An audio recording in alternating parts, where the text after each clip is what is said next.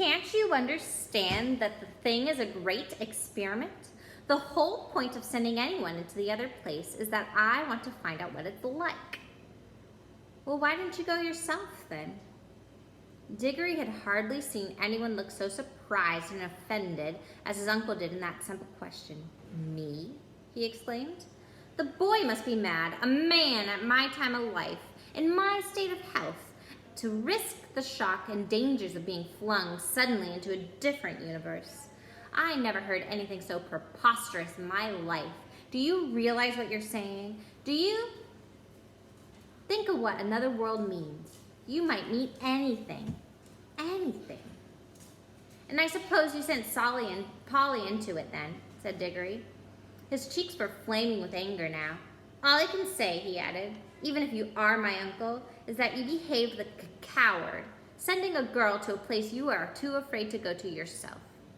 There's a picture of Uncle Diggory, or Uncle Andrew. Silence, said Uncle Andrew, bringing his hand down onto the table. I will not be talked to like that by a little dirty schoolboy. You don't understand. I am a great scholar, the magician, the adept, who is doing the experiment. Of course I need subjects to do them on. Bless my soul, you'll be telling me next that I ought to have asked the guinea pigs permission before I use them. No great wisdom can be reached without sacrifice, but the idea of my going myself is ridiculous. It's like asking a general to fight a common soldier. Supposing I got killed, what would become of my life's work? Oh, do you stop jawing, said Diggory. Are you going to bring Polly back? I was going to tell you when you so rudely interrupted me, said Uncle Andrew, that I did at last find a way of doing the return journey. The green rings bring you back. But Polly hasn't got a green ring. No, said Uncle Andrew with a cruel smile. Then she can't get back, shouted Diggory. And it's exactly the same as if you murdered her. She can get back, said Uncle Andrew, if someone would go after her wearing a yellow ring himself and taking 2 green rings, one to bring himself back, one to bring her. And now, of course, Diggory saw the trap in which he was caught. He stared at Uncle Andrew saying nothing, with his mouth wide open. His cheeks had gone very pale. I hope, said Uncle Andrew presently in a very high and mighty voice, just as if he were the perfect uncle who had given one handsome tip and some good advice. I hope, Diggory, you are not given to showing the white feather. I should be very sorry to think of anyone of our family had not enough honor and chivalry to go to the aid of a lady in distress. Oh, shut up, said Diggory. If you had any honor and all that, you'd be going yourself. But I know you won't. All right. I see I've got to. But you are a beast. I hope you planned the whole thing so that she'd go without knowing it, and then I'd have to go after her. Of course, said Uncle Andrew with a hateful smile. Very well.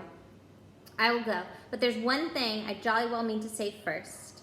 I didn't believe in magic until today. I see that now it's real. Well, if it is, I suppose all the old fairy tales are more or less true. And you're simply a wicked, cruel magician like one of those stories. Well, I've never read a story in which people of that sort weren't paid out in the end. And I bet you will be. And it serves you right. Of all the things Diggory had said, this was the first that really went home. Uncle Andrew started, and there came over his face a look of such horror. Beast through him he was. You could almost feel sorry for him. But a second later, he smoothed it away, and with a rather forced laugh, said, Well, well, I suppose that is a natural thing for a child to think, brought up among women, as you've been. Old wives' tale, huh? I don't think you need to worry about my danger, Diggory. Wouldn't it be better to worry about the danger of your little friend? She's been gone for some time. If there are any dangers over there, well, it would be a pity to arrive a moment too late. A lot you care, said Diggory fiercely, but I'm sick of this job. What do I have to do? You really must learn to control your temper, my boy, said Uncle Andrew coolly. Otherwise you'll grow up to be just like your Aunt Letty. Now, attend to me. He got up, put on a pair of gloves, and walked over to the tray that contained the rings. They only work, he said, if they're actually touching your skin. Wearing gloves, I can pick them up like this, and nothing happens. If you carried one in your pocket, nothing would happen. But of course, you'd have to be careful not to put your hand in your pocket and touch it by accident. The moment you do touch a yellow ring, you vanish out of this world.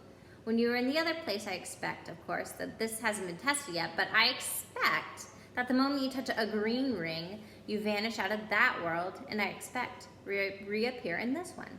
Now, I take these 2 rings and drop them in your right-hand pocket. Remember very carefully which pocket the green ones are in. G for green, R for right.